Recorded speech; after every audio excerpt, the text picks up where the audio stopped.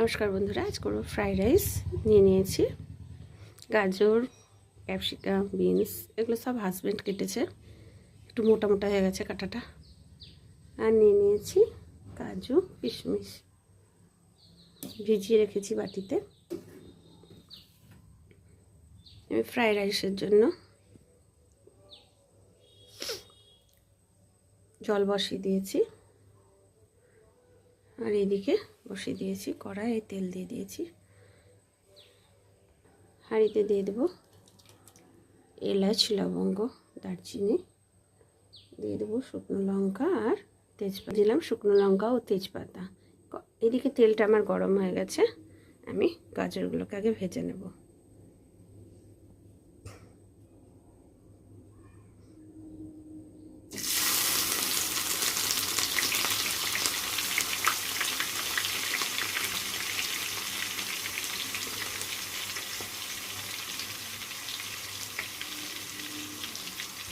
গাজরগুলো আমার বেশ ফ্রাই হয়ে গেছে, এবার তুলে নিয়ে আবার দেবো। গাজরগুলো ভাজা হয়ে গেছে, একই রকমভাবে আমি বিনসগুলো ভেজে নেব।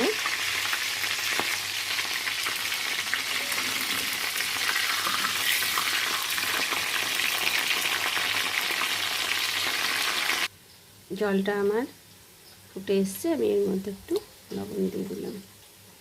এবার দিয়ে দেবো চাল। এবার আমি ক্যাপসিকামটা দিয়ে দেবো।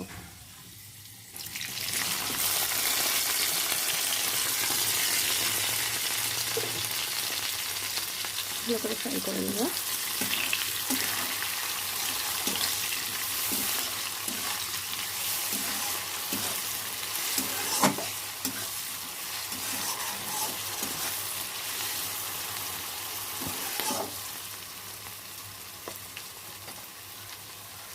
আমি চালটা দিয়ে দিলাম, 50% হয়ে গেলে আমি নামিয়ে নেব।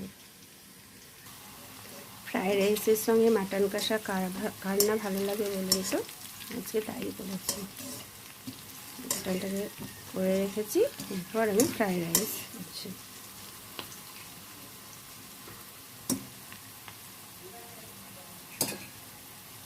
বিনসগুলো আমার ভাজা হয়ে গেছে, এবার তুলে নেব। এরপর কাজু কিশমিশটা আমি ভেজে নিচ্ছি।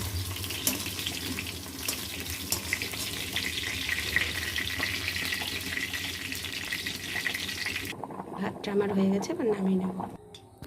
কড়াই ঘি দিয়ে দিলাম, আগে দিয়েছিলাম, এবার দিলাম শুকনো লঙ্কা, তেজপাতা।